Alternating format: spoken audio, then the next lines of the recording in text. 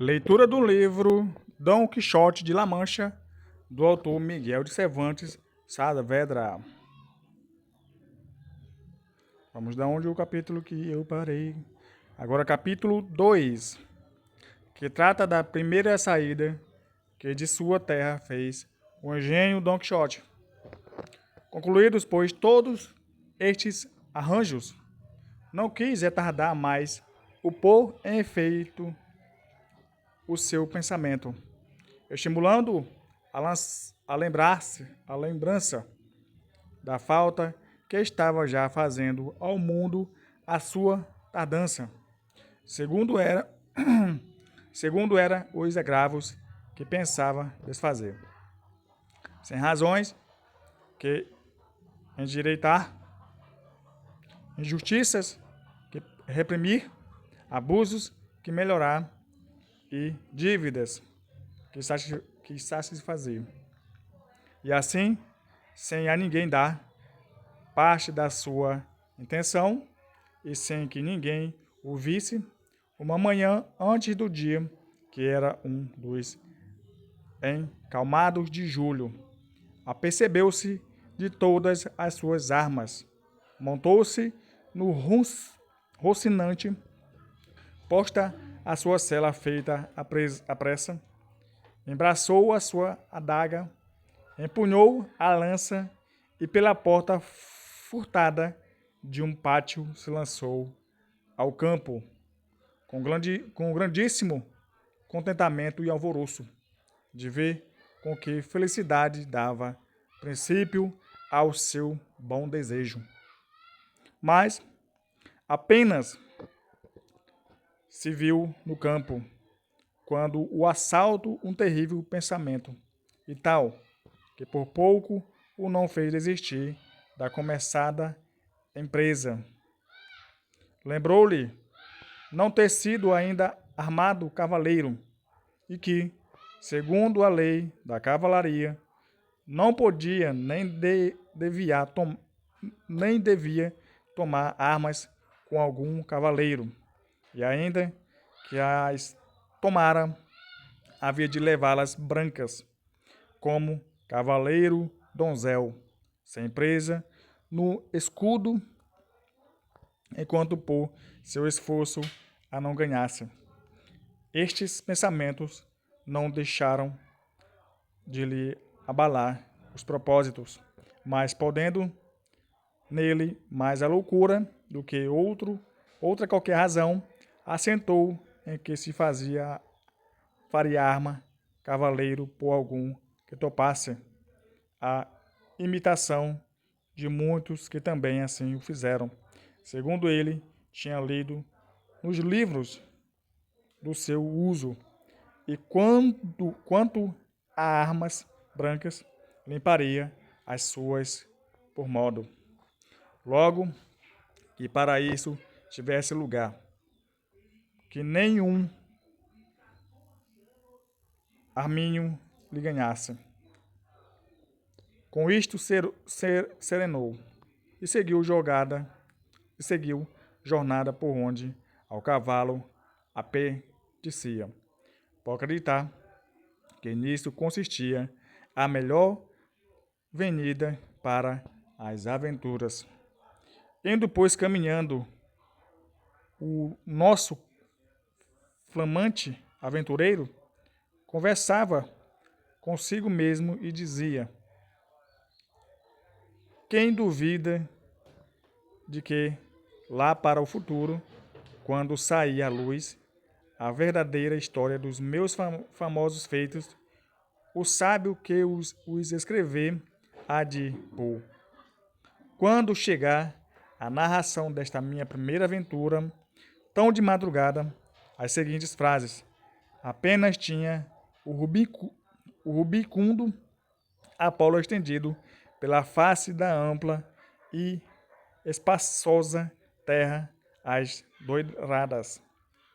doiradas melânias dos seus formosos cabelos, e apenas os pequenos e pintados passarinhos com as suas farpadas línguas, tinham saudado com doce e meluflua harmonia a vinda da rosada aurora, que, deixando a branda cama do zeloso marido, pelas portas e varedas e varandas do horizonte manchego aos mortais se mostrava quando o famoso cavaleiro Dom Quixote de La Mancha deixava as ociosas penas. Se montou no seu famoso cavalo rocinante e começou a caminhar pelo antigo e conhecido campo de Montiel. E era verdade que por esse mesmo campo é que ele ia. E continuou dizendo, ditosa idade e século ditoso, aquele em que hão de sair à luz as minhas famigeradas façanhas, dignas de gravar-se em bronze, esculpir-se em mármores e pintar-se em painéis para a lembrança de todas as idades. Ó tu, sábio encantador, quem quer que sejas, e quem há de tocar ser o cronista dessa história, peço-te que te não esqueças do meu bom Rocinante, meu eterno companheiro em todos os caminhos e carreiras. E logo passava a dizer, como se verdadeiramente fora enamorado. Ó princesa Dulcinea, senhora deste cativo coração, muito agravo me fizeste em despedir-me e veda-me com tão cruel rigor que aparecesse na vossa presença.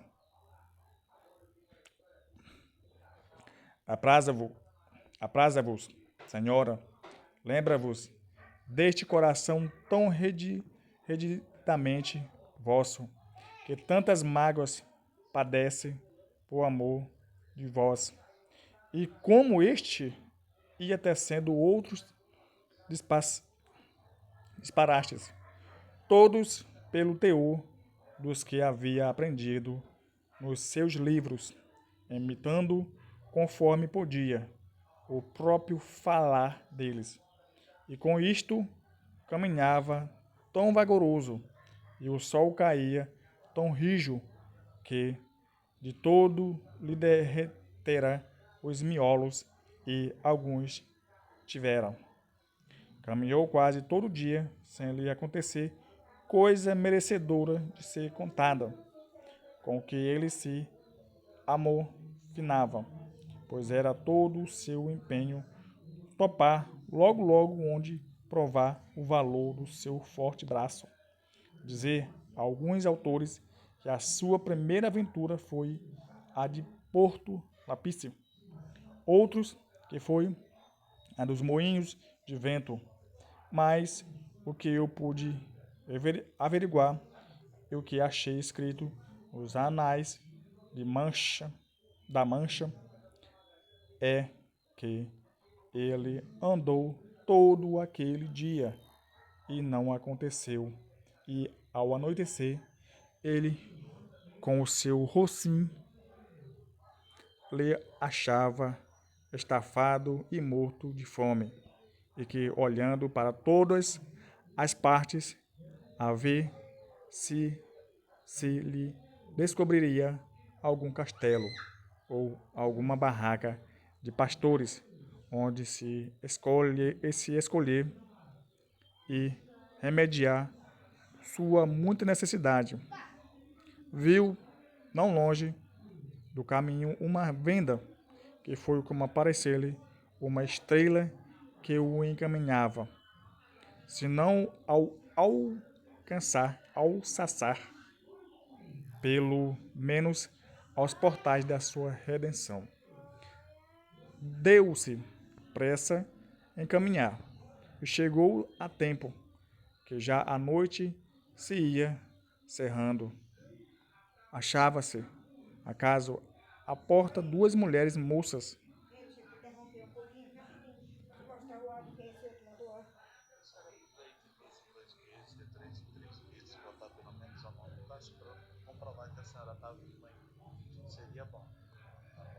Ah, tá. Mas agora foi 2 meses já. Isso, porque eu procurei pra eles, tá em repente, coisa.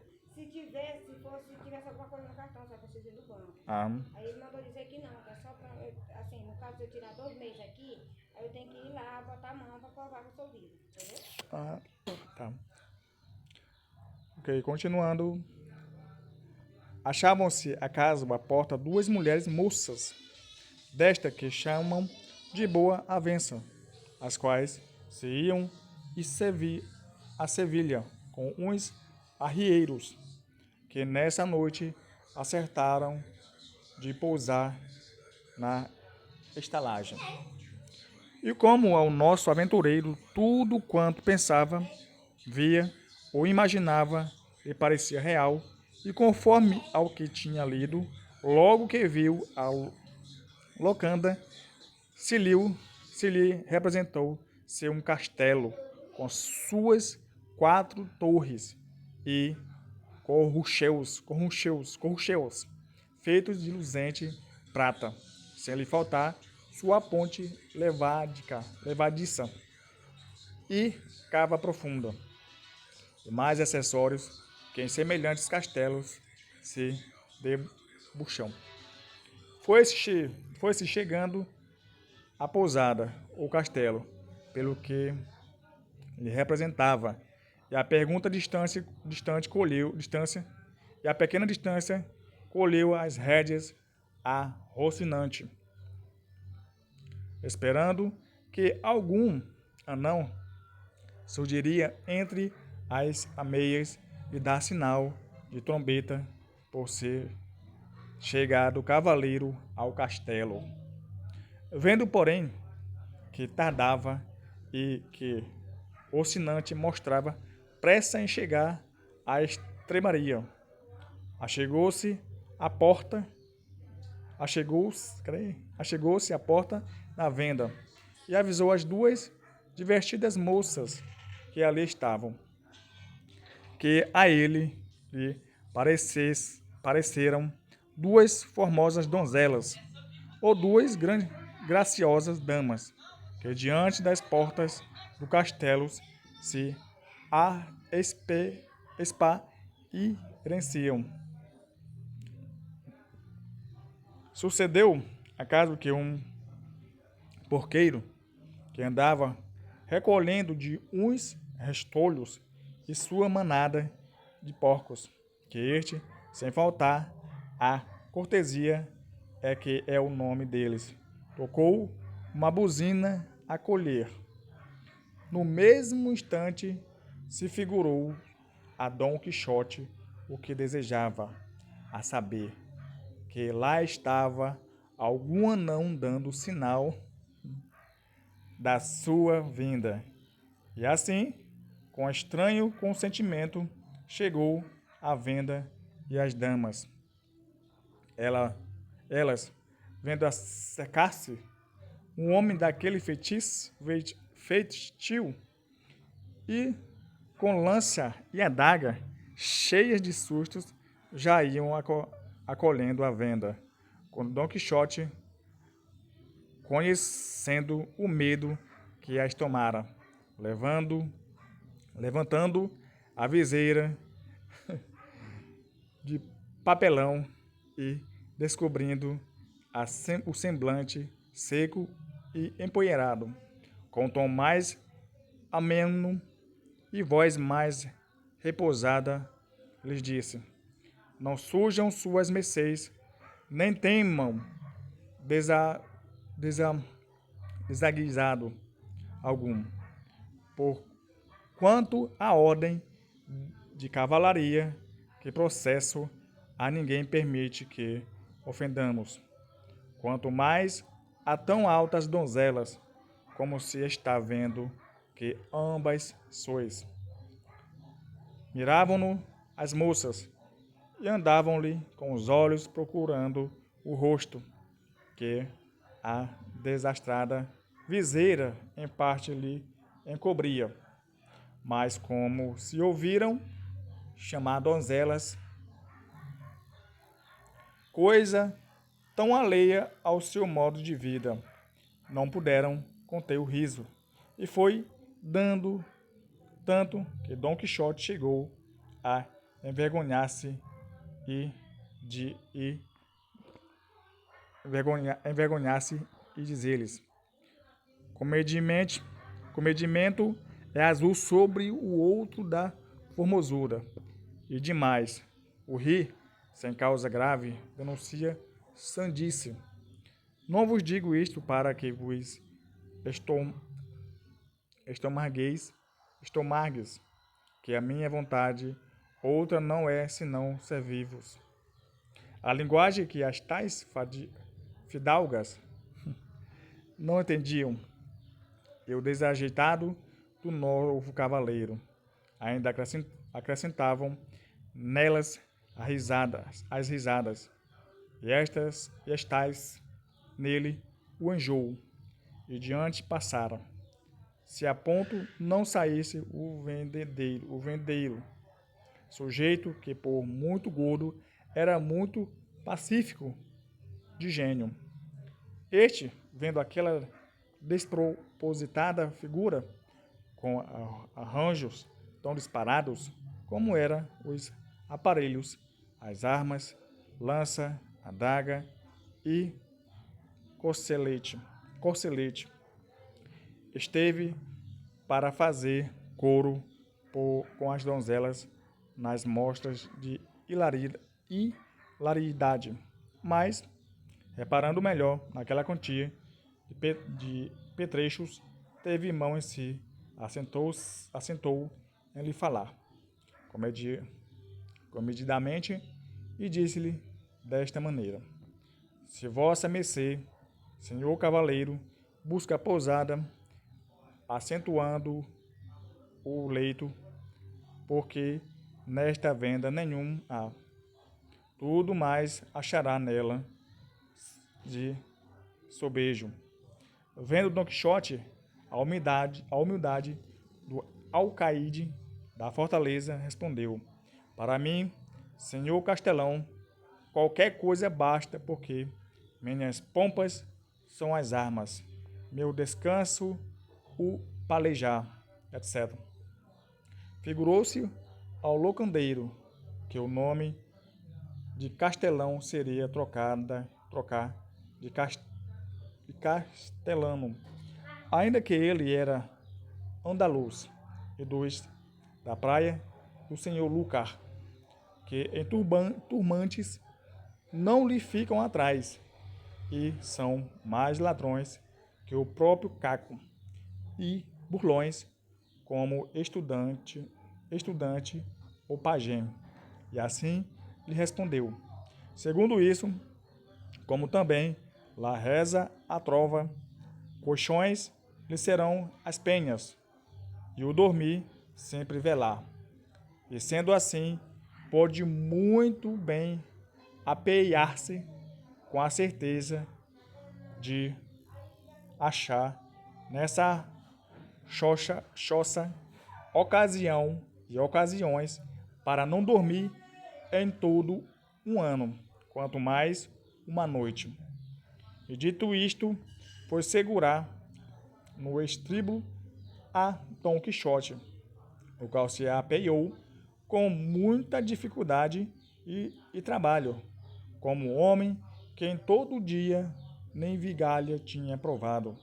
Disse logo ao hospedeiro que tivesse muito cuidado naquele cavalo, porque era a melhor peça de quantas consumiam pão neste mundo.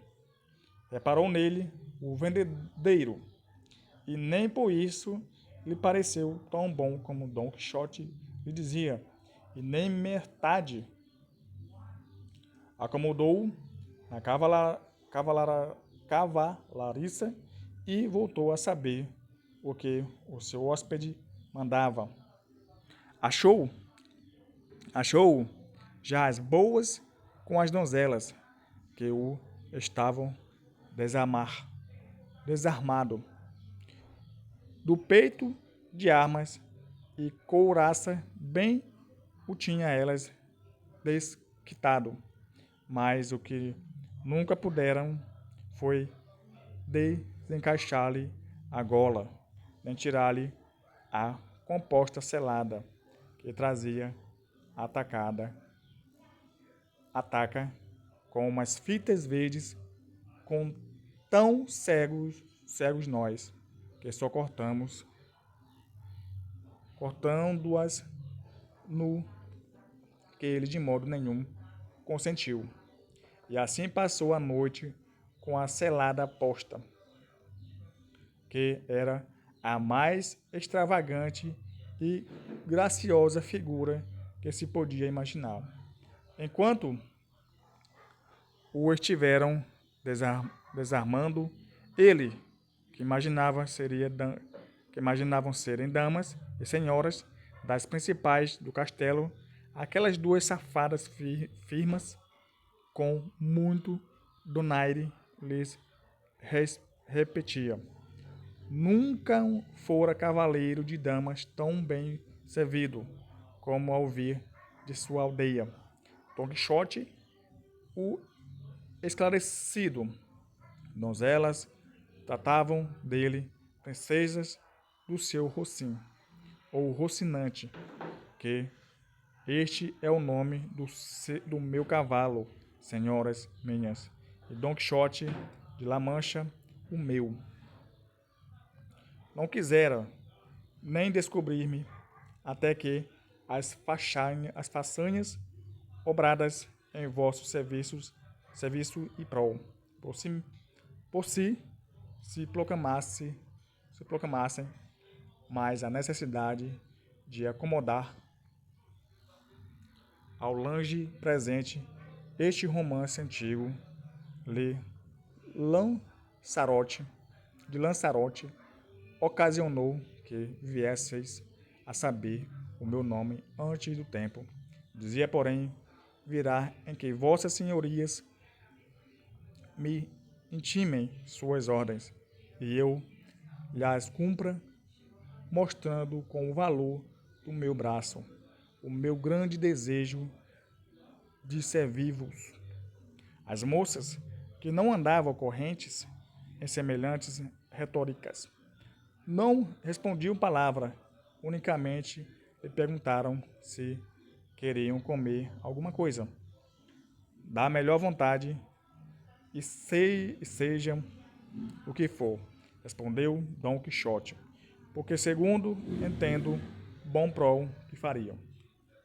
Quis logo a morfina, que fosse aquele dia uma sexta-feira, não havendo na locanda senão umas postas de um pescado, que em Castela se chama abadejo, e em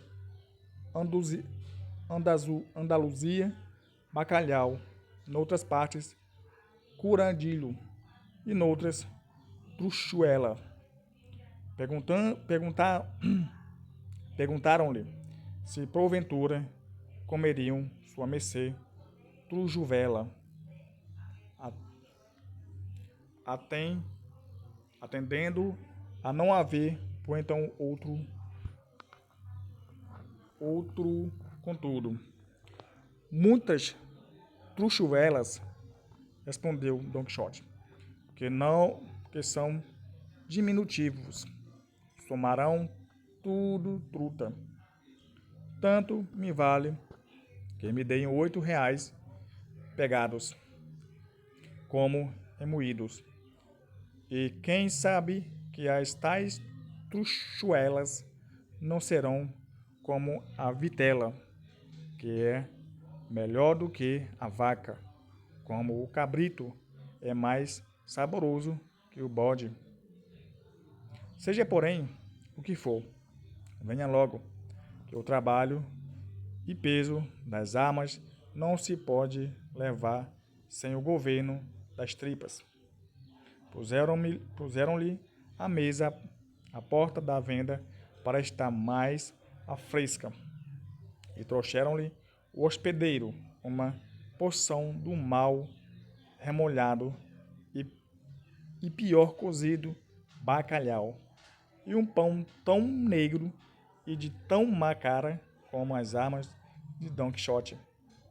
Pratinho para boa risota era vê-lo comer, porque, como tinha posta a selada e a viseira erguida, não podia meter nada para a boca por suas próprias mãos, e por isso uma daquelas senhoras o ajudava em tal serviço. Agora, o dar-lhe de beber, né?